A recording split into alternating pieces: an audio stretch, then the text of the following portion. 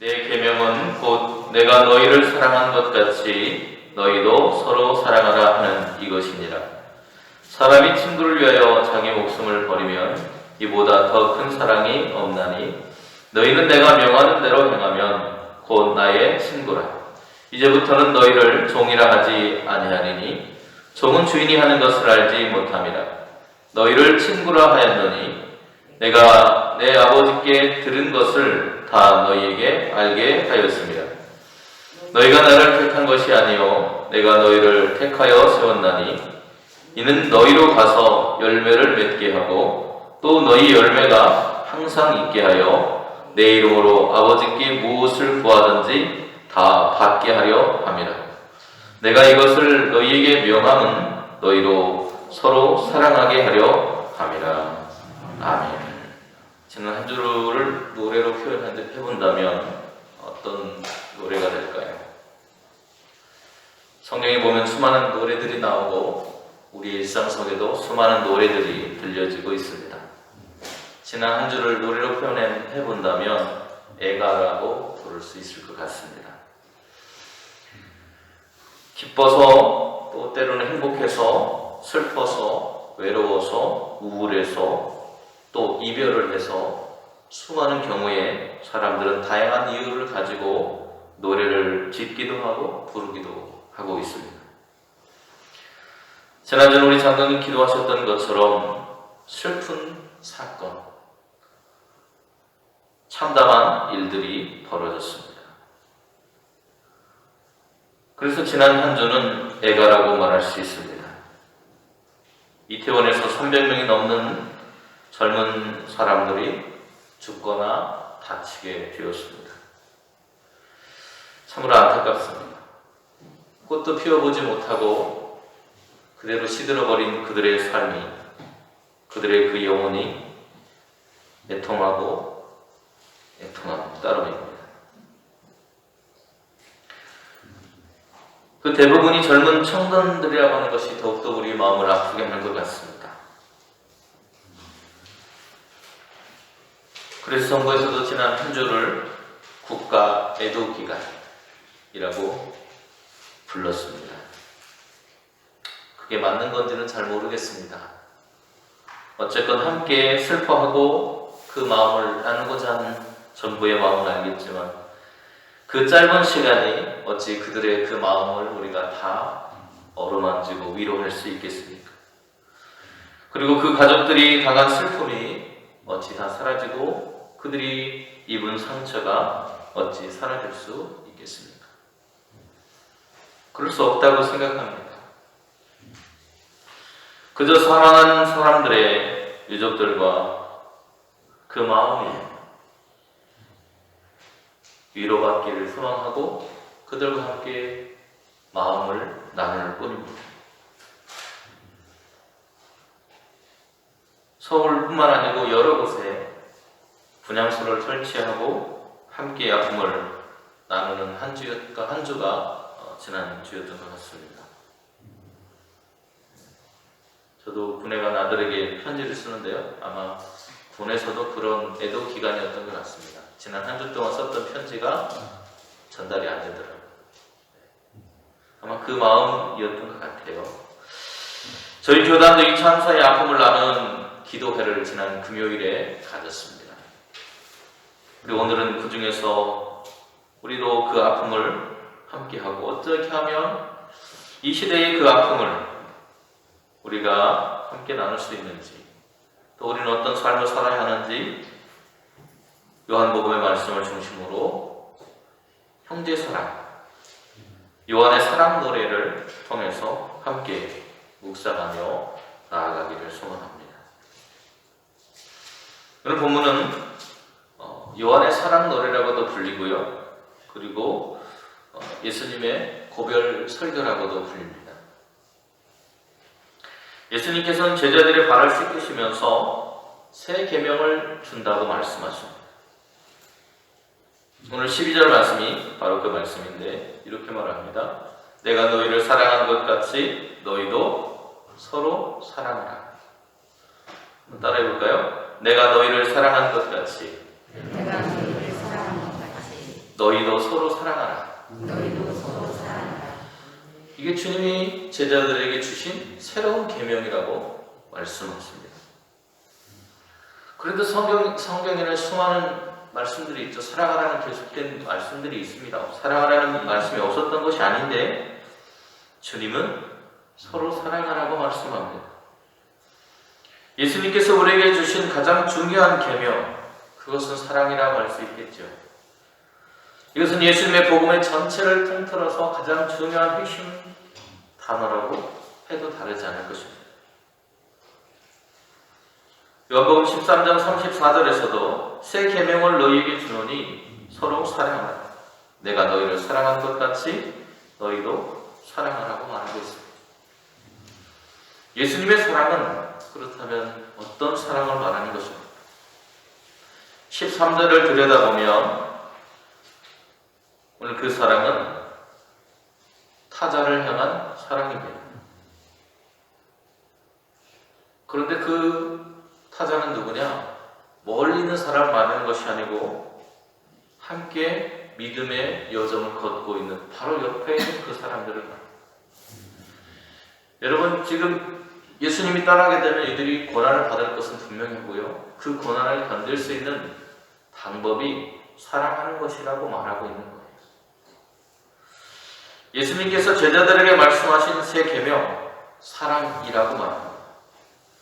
그 사랑이라고 하는 것은 누군가를 감정적으로 사랑하는 것을 말하는 게 아닙니다. 그것만으로는 부족합니다. 단순히 감정적으로 내가 저 사람을 좋아하고 사랑한다 이렇게 말하는 것이 아니라 내 삶이 그에게 전달되도록 하는 것입니다. 내 삶을 통해서 그 사람을 사랑하는 행동을 보이는 것을 말합니다.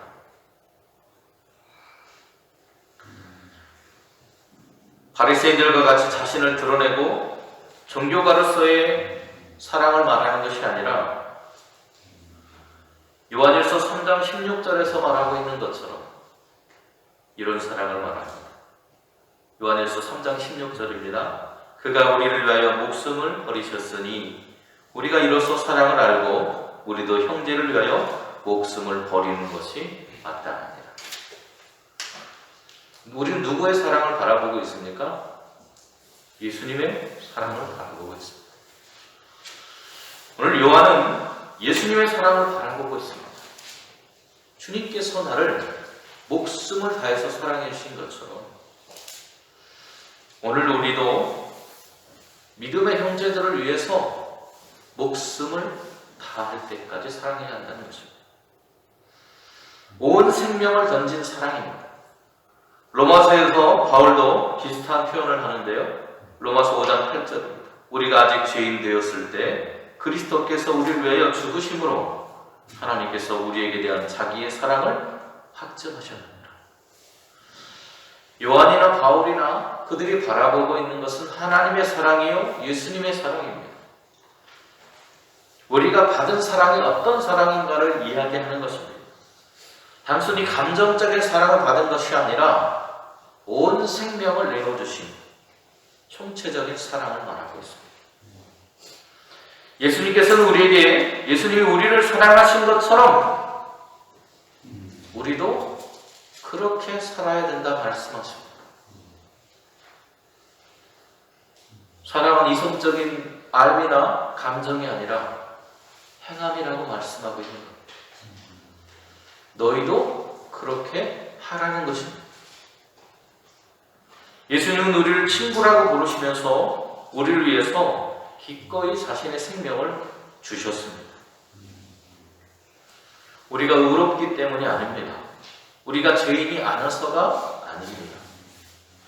우리는 의롭지 못했고 죄인의 모습 그대로였지만 그런 우리를 하나님께서 사랑해 주신 확실한 표현으로 예수님이 죽은 것이라고 말씀하고 있는 겁니다. 예수님은 자신의 친구가 될 수 있는 사람이 있다고 말합니다. 여러분 스스로에게 한번 물어보세요. 나는 예수님의 친구인가? 대답 안 하셔도 됩니다. 스스로에게 그냥 묻고 대답하세요. 나는 예수님의 과연 친구인가? 나는 예수님의 친구가 될 수 있는 사람인가? 그런데 예수님은 예수님의 친구가 될 수 있는 사람에 대해서 이렇게 말씀하십니다. 사랑의 계명을 지키는 사람. 따라해볼까요? 사랑의 계명을 지키는 사람. 쉬운 말로 하면 사랑하는 사람은 예수님의 친구라는 거예요. 그러나 그 사랑의 원천은 내 안에서부터가 아니라 하나님께로부터 우리에게 온 것입니다. 하나님께로부터 우리가 받은 사랑, 예수 그리스도의 죽으심을 통해서 받으신 그 사랑, 그 생명의 사랑, 원천적인 그 사랑으로부터 우리가 누군가를 사랑할 수 있다는 것입니다. 하나님 사랑은 지식적인 사랑도 아니고 우리의 생각으로 하는 관념적으로 하는 사랑이 아닙니다. 아들을 주신 사랑, 생명을 주신 사랑입니다.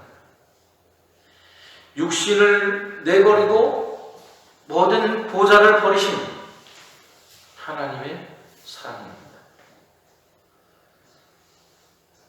우리를 위해서 함께 어려운 인생의 길을 걸어가시는 사랑. 자신의 모든 것을 내어해 주신 사랑입니다. 그래서 그 사랑의 대상을 주님은 이렇게 부릅니다. 한번 해볼까요? 나는 예수님의 친구다. 여러분, 나는 친구 없습니다 하지 마세요. 나는 누가 친구예요? 예수님 친구. 누가 물어보면 당신 친구 누구 있습니까? 물어보면 뭐라고 해야 돼요? 예수님. 나는 예수님 친구입니다. 사자성어 중에 간담성조라는 그런 말이 있습니다. 간담성조. 이게 무슨 말이냐면 간슬게 다 내어줄 만큼 그 친구를 신뢰하고 사랑한다는 뜻이에요. 그 사람은 내가 허물이 없다는 뜻입니다. 허물 없이 모든 것을 다 줄 수 있는 그런 사람. 그 사이를 친구라고 부릅니다. 서로 마음을 터놓고 숨김없이 친하게 사귀는 사이, 그것이 간담성조라는 말인데요. 함석헌이라고 하는 목사님이 글을 쓰셨는데 너 자신을 혁명하라는 책에 보면 이런 시가 있습니다. 그 사람을 가져는가. 그 식구 중에 제 마음을 울리는 부분이 있어서 여러분에게 소개해드리려고 합니다. 온 세상 나를 버려 마음이 외로울 때에도 저 마음이야 하고 믿어지는 그 사람을 그대는 가졌는가. 탔던 배 꺼지는 시간, 구명대 서로 사양하며 너만은 제발 살아다오 할 그 사람을 그대는 가졌는가. 여러분 이런 사람을 가지고 계십니까? 아까 누구 있다고 제가 말씀드렸는데 누구라고요? 예수님. 우리에게 이미 그렇게 주셨어요. 오늘 이 함석헌 목사님이 말씀하시는 것처럼 세상에 다 나를 버려도 나를 버리지 않으시는 하나님, 그리고 그 아들을 주시는 하나님, 탔던 배가 꺼져가는 것처럼 죄와 사망으로 죽을 수밖에 없는 인생에게 제발 너는 살아야 된다고 말씀해 주시는 하나님, 그분이 우리에게 오셨는데 그분을 우리는 예수님이라고 부르고 그 예수님이 저와 여러분을 친구라고 부른다는 거죠. 수지 맞았죠, 그죠? 수지 맞은 인생. 예수님은 우리를 사랑하시되 친구로서 사랑하셨다고 말합니다. 우리는 더 이상 종으로 주님을 만나는 것이 아니고 친구로서 대한다는 것입니다. 종과 친구의 차이에 대해서 오늘 본문은 이야기합니다. 종과 친구의 차이는 뭐냐면 알 수 있거나 모르거나, 알면 친구가 되고 모르면 친구가 될 수 없습니다.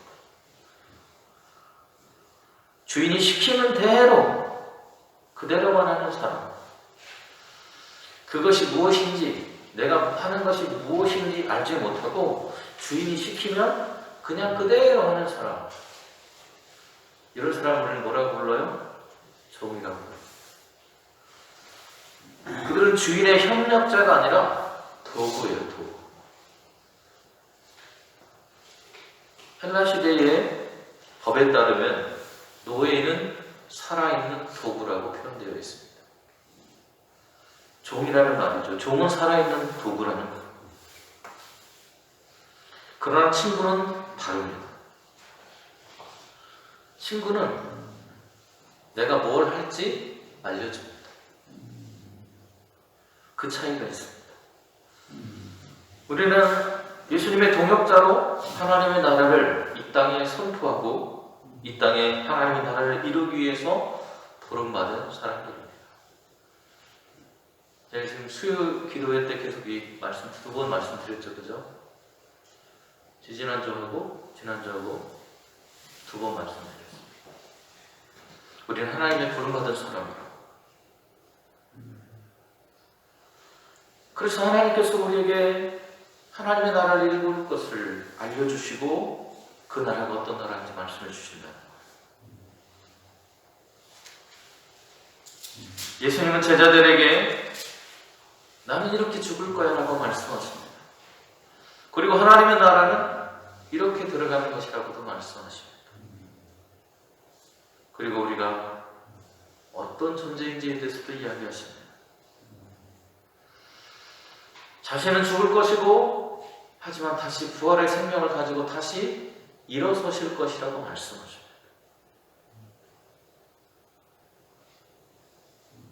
그것을 알려주셨기 때문에 저와 여러분은 뭐가 된다고요? 친구. 예수님의 친구입니다.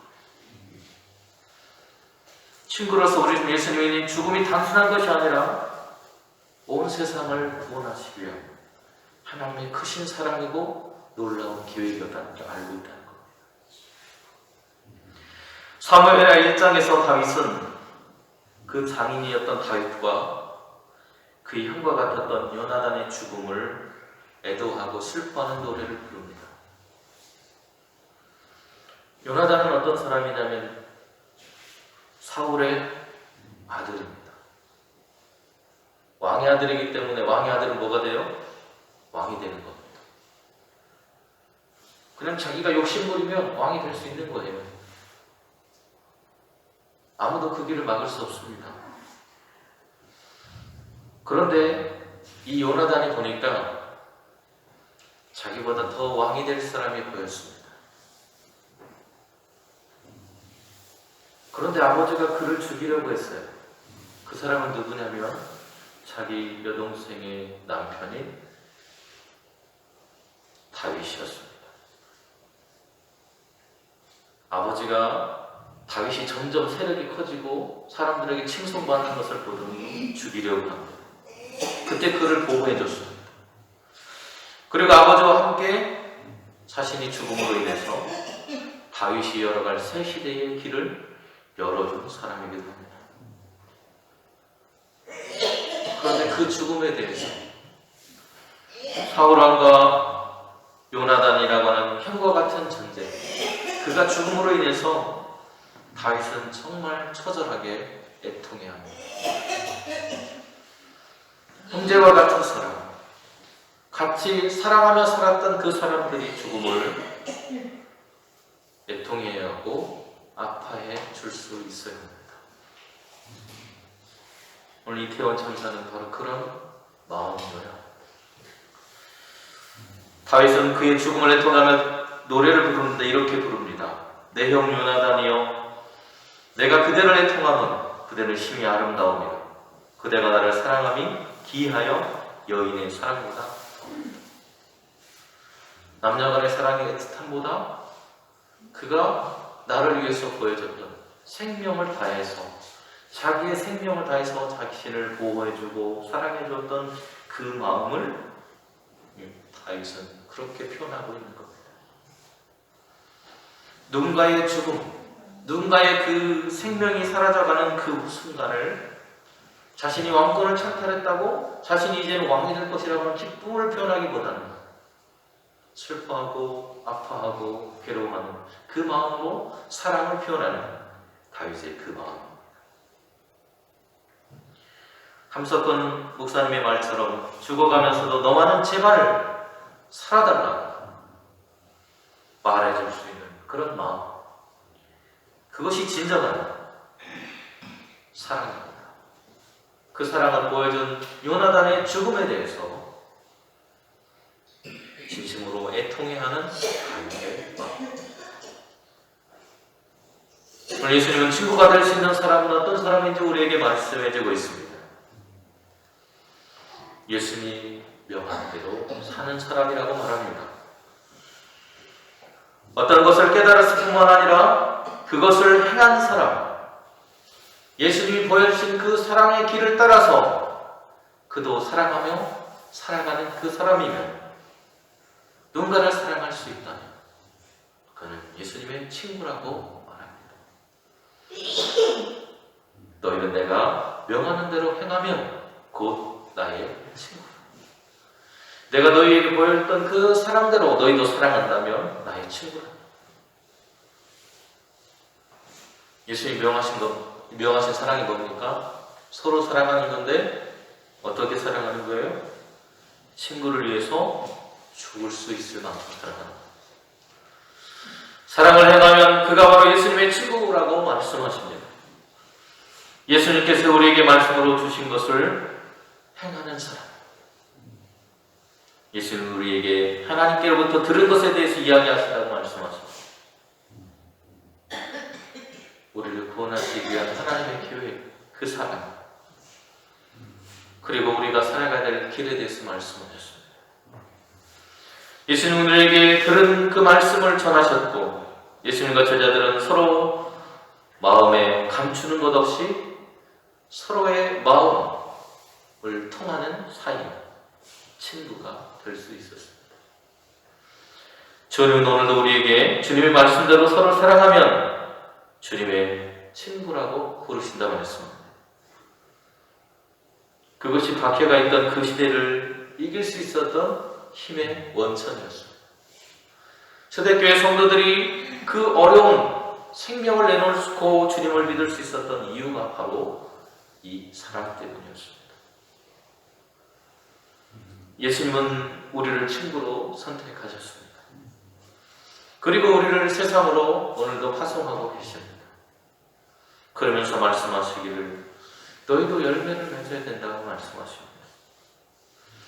우리는 예수님의 친구로 부름을 받았습니다. 그러기에 생명의 열매를 맺어야 합니다. 하나님 나라의 열매를 맺게 하시려는 하나님의 뜻이 이 안에 담겨 있는 것입니다.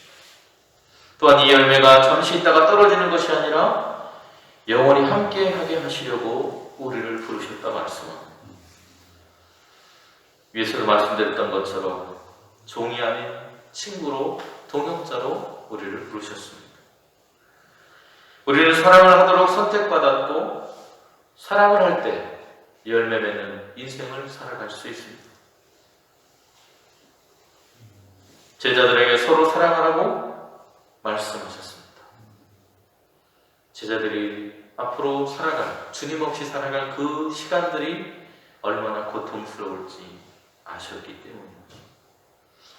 그 고난의 시간들, 박해의 시간들을 견딜 수 있는 것은 내가 너희를 위해서 너희를 사랑해 주었던 그대로 너희도 서로를 사랑하는 마음으로 사랑하면 그 시간들을 견딜 수 있다고 말씀하시는 것입니다.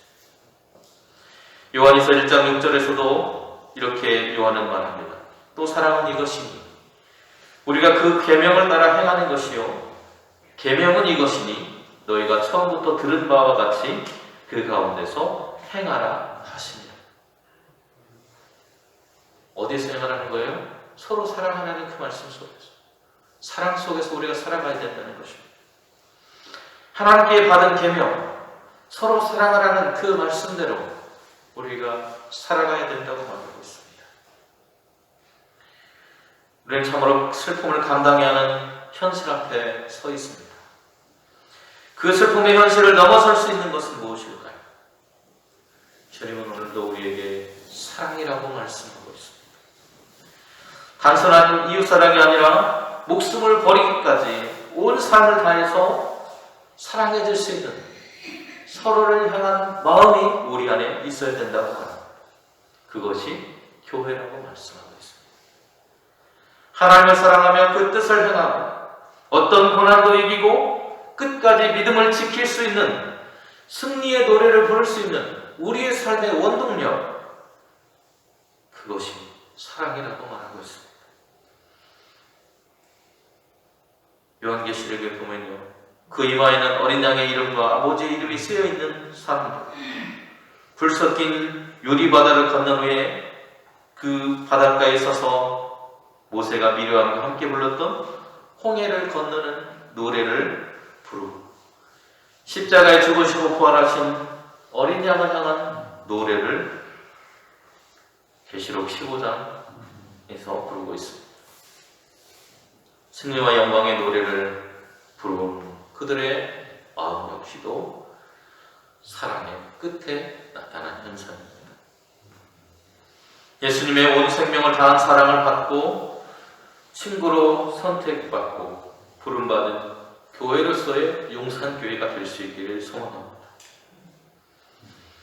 이 어려운 시대, 코로나 때문에 또 이런 참사들이 벌어지고 경제적인 압박이 오고 정말 살기 힘든 시대를 우리가 살아갈 수 있는 것은 서로를 향한 사랑이 있을 때 가능합니다. 예수님께서 우리에게 보여주신 대로, 우리를 사랑해 주신 대로 사랑하며 살아갈 수 있기를 소원합니다. 옆에 계신 분들 한번 얼굴 한번 보세요. 얼굴 한번 보세요. 고백하겠습니다. 사랑합니다. 주님의 이름으로 사랑합니다. 주님의 이름으로 사랑합니다. 당신은 나의 친구입니다. 소리가 작아져 점점 작아져. 한 번 더 담대하게. 당신은 나의 친구입니다. 친구면 뭐 해줘야 돼요? 근데 내 목숨 누구 거예요? 옆에 계신 분 거예요. 그만큼 서로 사랑하며 살아가는 사랑의 공동체로서 용산교회가 성장해 가기를 소망합니다. 기도하겠습니다. 은혜로우신 주님, 요한이 불렀던 사랑의 노래를 함께 묵상했습니다. 어렵고 험난한 시대, 곧 박해와 죽음의 시대가 열릴 그 시대에 주님의 음성이 그들에게 들렸습니다. 너희는 서로 사랑해야 된다. 그것이 내가 원하는 것이고 내가 이 땅에 온 목적이라고 주님은 말씀하고 계십니다. 주님의 부름받은 교회로서 우리의 시대의 아픔을 외면하는 교회가 되지 않도록 하나님 인도하여 주시옵소서. 아파하는 이들을 위해서 함께 아파해주고 그들의 등을 두드려 줄 수 있고 위로해 줄 수 있는 교회가 될 수 있도록 하나님 인도하여 주시옵소서. 주님께서 우리를 사랑하신 것처럼 우리도 서로 사랑하며 위로하고 의지하는 공동체가 될 수 있도록 하나님 성령으로 우리를 붙잡아 주시옵소서. 예수님의 이름으로 기도드립니다. 아멘.